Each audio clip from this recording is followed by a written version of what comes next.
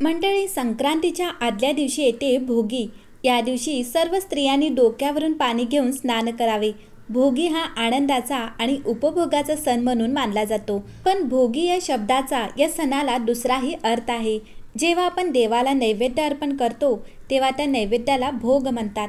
याचप्रमाणे भोगीच्या दिवशी विशिष्ट पदार्थ तयार करून सवाष्णीला जेवावयास बोलावतात.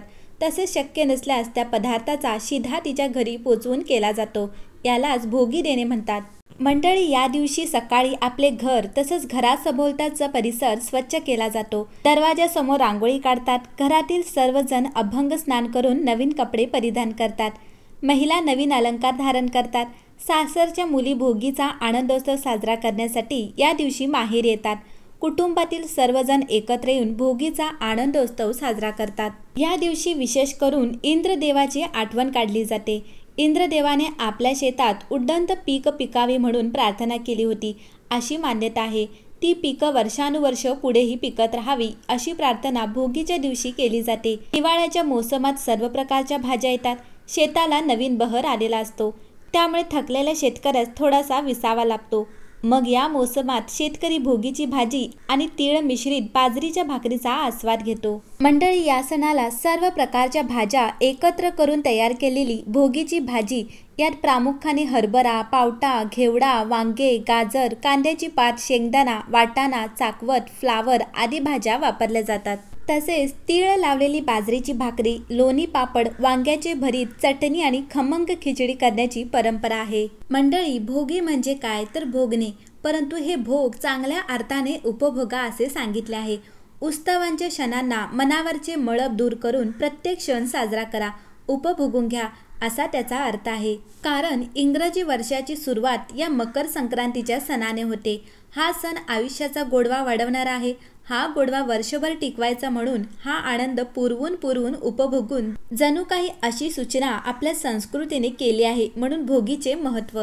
तसेच हिंदी भाषिक देवाला नैवेद्य अर्पण करणे याला भोग चढवणे असे म्हणतात.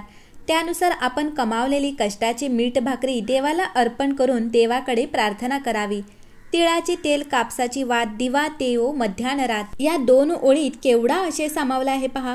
तिळाचे तेल आणि कापसाची वात बाजारातून विकत आणलेली नाही बरं, तर आपल्या शेतातून उत्पादित केलेली आणि त्याचा लावलेला दिवा मध्यरात्रीपर्यंत तेवत राहो एवढा खर्च करण्याचे सामर्थ्य आणि दानत आमच्या ठाई असू दे रे देवा महाराजा. आपल्याकडे शेत नाही की आपण शेतकरी नाही, परंतु हीच प्रार्थना आपण आपल्या बळीराजाला वैभव प्राप्त हो म्हणून नक्कीच करू शकतो. कारण आपला अन्नदाता सुखी राहिला तरच आपण सुख आणि सुख उपभोगू. या दिवशी तीळ लावलेली बाजरीची भाकरी, लोणी, पापड, वांग्याचे भरीत, चटणी आणि खमंग खिचडी करण्याची परंपरा आहे. भोगीची भाजी अतिशय चवदार लागते. यात फोडणीला तीळ असतातच. भोगीला ही भाजी सर्वत्र केली जाते, मात्र ती करण्याच्या पद्धतीत थोडाफार फरक असतो. मंडळी, भोगी हा सण हेमंत ऋतूमध्ये येणारा सण आहे.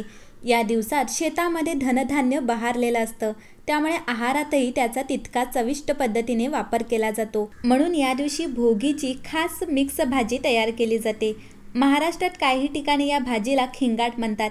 या दिवसात उपलब्ध असणारे आणि शरीरात उष्णता वाढवणारे अनेक पदार्थ यामध्ये समावेश केला जातो. तीळ लावलेली बाजरीची भाकरी, खरडा, सर्व शेंगभाज्या, पावट्याचे दाणे, वांगी, बटाटा अशा सर्व भाज्यांची मिश्र भाजी असा बेत उपभोगाचा असतो. मंडळी, या परंपरा सुरू झाल्या त्यामागे देखील पूर्वजांचा एक चांगला हेतू असल्याचे लक्षात येते. भोगीच्या दिवशी केली जाणारी मिक्स भाजी खूपच पौष्टिक असते. या पदार्थांमधून उष्णता मिळते, ज्यामुळे शरीर पुन्हा वर्षभर काम करण्यास सज्ज होते. भोगीच्या दिवशी आपल्या शेतातील पिकांचा उपभोग घेऊन झाल्यावर आपल्या शेतातील पिकांचा नमुना दुसऱ्यांना सुद्धा चाखायला मिळावा या उद्देशाने दुसऱ्या दिवशी म्हणजे संक्रांतीच्या दिवशी सुहासिनी स्त्रिया देवाला सौभाग्याची आणि समृद्धीची प्रार्थना करत वान औसाच्या स्वरूपात त्या वस्तू एकमेकांना दान देतात. या उद्देशाने ही पद्धत सुरू झाली.